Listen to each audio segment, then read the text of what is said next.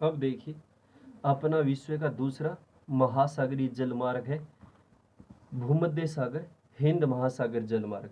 यानी भूमध्य सागर को किसको जोड़ता है? हिंद महासागर को जोड़ता है। देखिए, एक बार तो आपको विश्व का मानचित्र देखना पड़ेगा, उसमें हिंद महासागर कहाँ और भूमध्य सागर कहाँ है। हिंद महासागर देखें तो भारत के दक्षिण में, अफ्रीका के पूर्व में और ऑस्ट्रेलिया क्या है, पश्चिम में है। भूमध्य सागर देखें तो अफ्रीका और यूरोप के बीच है, तो ये इन दोनों को जोड़ता है। यानी यहाँ बड़ा प्रश्न आता है कि विश्व के किन्हीं दो महासागरीय जलमार्गों का वर्णन कीजिए या इनकी स्थिति मानचित्र में दर्शाइए। कठिन है, थोड़े याद करने पड़ेंगे। ये संसार का सबसे लंबा व्यापारिक मार्ग है। यानी भूमध्य सागर हिंद महासागरीय जलमार्ग देखें तो विश्व का या संसार का सबसे लंबा व्यापारिक मार्ग है। सबसे विश्व में देखें तो व्यापार के लिए काम में ले जाने वाला सबसे लंबा मार्ग है। ये संसार के मध्य भाग से होकर गुजरता है। यानी विश्व का जो देखें या संसार का देखें, जो मध्य का क्षेत्र है पूरे विश्व का, उससे होकर कौन सा मार्ग गुजरता है? भूमध्य सागर हिंद महासागर जलमार्ग। यानी जिसको जोड़ता है उस पर इसका नाम रख दिया, भूमध्य सागर हिंद महासागर जलमार्ग। संसार के सबसे बड़े स्थल भाग तथा संसार की अधिकतम जनसंख्या की सेवा करता है।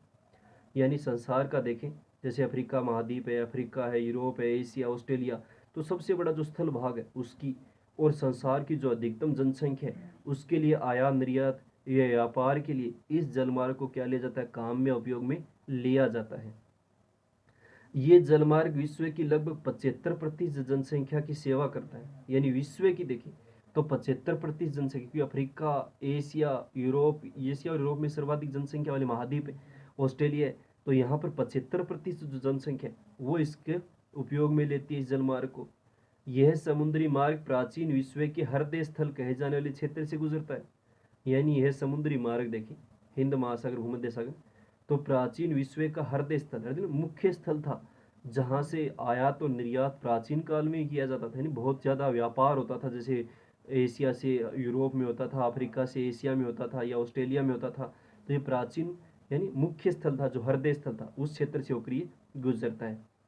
पश्चिमी यूरोप के औद्योगिक देशों को, यानी पश्चिम यूरोप के जो भी औद्योगिक देश हैं, जैसे इंग्लैंड है, फ्रांस है, जर्मनी है, इनको भूमध्य सागर, लाल सागर, भूमध्य सागर अफ्रीका और यूरोप के बीच है, लाल सागर एशिया और अफ्रीका के बीच है, और हिंद महासागर होकर गुजरता हुआ पूर्वी अफ्रीका, जैसे अफ्रीका के पूर्वी क्षेत्र देश हो गए, एशिया के दक्षिणी एशिया के देश हो गए, जैसे चीन है, भारत है, सिंगापुर है, इंडोनेशिया एवं ऑस्ट्रेलिया, न्यूजीलैंड आदि की वाणिज्यिक कृषि, यानी ऑस्ट्रेलिया और न्यूजीलैंड की जो वाणिज्यिक, जिसको अपन व्यावसायिक कृषि पढ़ा था अपन ने, उसके लिए, तथा पशुपालन आधारित अर्थव्यवस्थाओं को जोड़ता है। यानी वाणिज्यिक पशुपालन में भी अपन ने पढ़ा था, यानी जो यहाँ पशु से उत्पाद होते हैं उनका आयात और निर्यात किया जाता है, या जो वाणिज्यिक कृषि व्यावसायिक कृषि में जो उत्पाद होते हैं उनका क्या करते हैं? आयात और निर्यात करते हैं इसी जल मार्ग द्वारा। सवेज नहर के निर्माण से पहले ये मार्ग, सवेज नहर पढ़ेंगे अपन, आगे आएगी, 1869 में बनी थी, जो भूमध्य सागर और लाल सागर को जोड़ती है, सीधा जलमार्ग बन गया एक बाद में। ये मार्ग लिवरपूल और कोलंबो को जोड़ता था। लिवरपूल यूरोप में है और कोलंबो श्रीलंका की राजधानी है, इनको जोड़ता था। जो स्वेज नहर मार्ग से 64,400 किलोमीटर लंबा था। यानी पहले ये मार्ग ज़्यादा लंबा था, जैसे स्वेज नहर बनी, अभी मानचित्र में देखें तब समझ में आएगा ही, तो ये सीधा एक रास्ता हो गया जो भूमध्य सागर से लाल सागर होता हुआ हिंद महासागर तक है। सोना, हीरा, तांबा, टिन, मूंगफली, चाय, कपास, कहवा, रबड़, शक्कर, फलों जैसे समृद्ध प्राकृतिक संसाधनों के कारण पूर्वी और पश्चिमी अफ्रीका के बीच व्यापार की मात्रा और यातायात में क्या हुई है? वृद्धि हुई है। यानी सोना है, हीरा है, तांबा है, टिन है, कहवा है, चाय, रबड़, शक्कर, फल, ये ऐसे उत्पाद है जिनका आयात और निर्यात करते हैं प्राकृतिक संसाधन का। बहुत अधिक मात्रा में देखें तो ये प्राकृतिक संसाधन के उपलब्ध है। तो पूर्वी और पश्चिमी अफ्रीका के बीच देखें तो व्यापार किए जाने जो ये वस्तुएं थी उसमें वृद्धि हुई है, और यातायात में भी क्या हुई है? वृद्धि, यानी आयात निर्यात लगातार बढ़ रहा है। इस पर पोर्ट सईद, अदन, मुंबई, कोच्चि, कोलंबो, एडिलेड आदि इस जलमार्ग पर क्या है? समुद्री पतन है। ये समुद्री पतन मानचित्र में देखेंगे।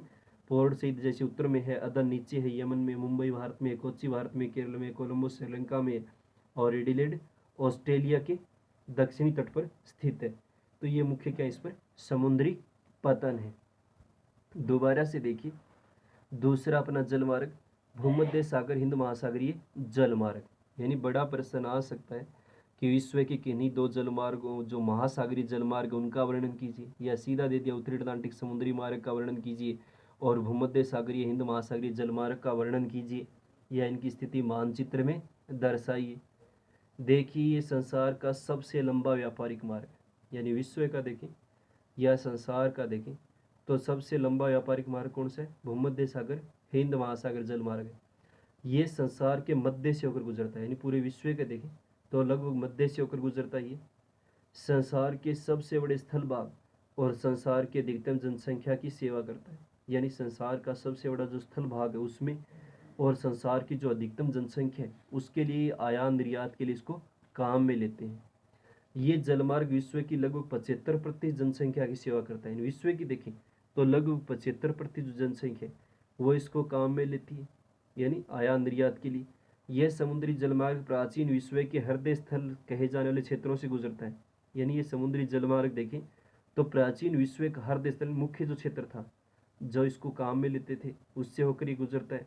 पश्चिम यूरोप के औद्योगिक देशों को, यानी पश्चिम यूरोप के जो समृद्धशाली औद्योगिक देश हैं जैसे ब्रिटेन है, फ्रांस है, जर्मनी, इनको भूमध्य सागर, लाल सागर, हिंद महासागर से होकर पूर्वी अफ्रीका, दक्षिणी एशिया, ऑस्ट्रेलिया, न्यूजीलैंड आदि की वाणिज्यिक यानी व्यावसायिक जो कृषि है, पशुपालन जो आधारित अर्थव्यवस्था है उसको जोड़ता ही।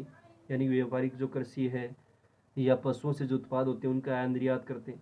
सवेज नहर के निर्माण से पहले ये मार्ग लिवरपूल और कोलंबो को जोड़ता था। यानी सवेज नहर जो पढ़ेंगे अभी 1869 में बनी थी, उससे पहले ये लिवरपूल पुर्तगाल में है, यूरोप में, और कोलंबो श्रीलंका की राजधानी उसको जोड़ता था, जो सवेज नहर मार्ग से 6400 किलोमीटर लंबा था। यानी ये पहले 6400 किलोमीटर इसकी दूरी ज़्यादा थी, लेकिन जैसे सवेज नहर बनी तो इसका रास्ता सीधा हो गया, कम हो गई इसकी दूरी। उत्पाद देखें तो सोना है, जैसे अफ्रीका से हीरा है, तांबा है, टिन है, मूंगफली है, चाय है, कपास है, कहुआ है, रबड़ है, शक्कर है। फलों जैसे समृद्ध प्राकृतिक संसाधनों के कारण पूर्वी और पश्चिमी अफ्रीका के बीच व्यापार की मात्रा और यातायात में क्या हुई है? वृद्धि हुई है। यानी सोना, हीरा, तांबा, टीन, मूंगफली, इस प्रकार के जो समृद्ध प्राकृतिक संसाधन है बहुत बड़ी मात्रा में अफ्रीका में संसाधनों की दृष्टि से बहुत ही समृद्धशाली महाद्वीप है अफ्रीका। तो पूर्वी और पश्चिमी अफ्रीका के बीच देखें तो व्यापार में इस जलमार्ग के द्वारा वृद्धि हुई और यातायात में भी क्या हुई है? वृद्धि हुई, क्योंकि आयात और निर्यात क्या हो रहा है? बहुत अधिक मात्रा में किया जा रहा है इससे। पोर्ट सईद, अदन, मुंबई, कोच्चि, कोलंबो, एडिलेड आदि इस जलमार्ग पर क्या है? मुख्य समुद्री पतन है। पोर्ट सईद उत्तर में है, पढ़ेंगे अपन। अदन दक्षिण में है, जैसे मुंबई भारत में, कोच्चि भारत का है, कोलंबो श्रीलंका में, एडिलेड ऑस्ट्रेलिया के दक्षिणी तट पर है। तो ये मुख्य क्या है? इसके जलमार्ग पर समुद्री पतन है। तो इसको भी याद करना है। यानी प्रश्न आ जाए कि विश्व के किन्हीं दो समुद्री जलमार्गों का वर्णन कीजिए, या उत्तरी अटलांटिक समुद्री जलमार्ग या महासागरीय जलमार्ग का वर्णन कीजिए, या भूमध्य सागर और हिंद महासागरीय जलमार्ग का क्या कीजिए? वर्णन कीजिए। अब एक बार इनको मानचित्र में देखिए आप। जैसे अपन मानचित्र में देखें, ये जैसे अपन पहला देख रहे हैं भूमध्य सागर हिंद महासागरीय जलमार्ग है। जैसे देखें तो ये पूरा यूरोप महाद्वीप हो गया ऊपर, नीचे कौन सा महाद्वीप है? एशिया महाद्वीप है। जैसे यहाँ भूमध्य सागर है अफ्रीका और यूरोप के बीच, और इसके नीचे देखें अफ्रीका और एशिया के बीच लाल सागर लिखा हुआ, यहाँ पर ये लाल सागर है। तो यहाँ से शुरू होता है, जैसे यूरोप के देश हो गए, ब्रिटेन है, जैसे फ्रांस है, जर्मनी, इनको यहाँ से जलमार्ग शुरू होगा जो अपन ने पढ़ा भूमध्य सागर हिंद महासागरी, और यहाँ से होता हुआ यहाँ भारत है, जैसे श्रीलंका है, और इस तरह देखें तो ऑस्ट्रेलिया और न्यूजीलैंड है जैसे यहाँ पे, तो इनको क्या करता है? जोड़ता है।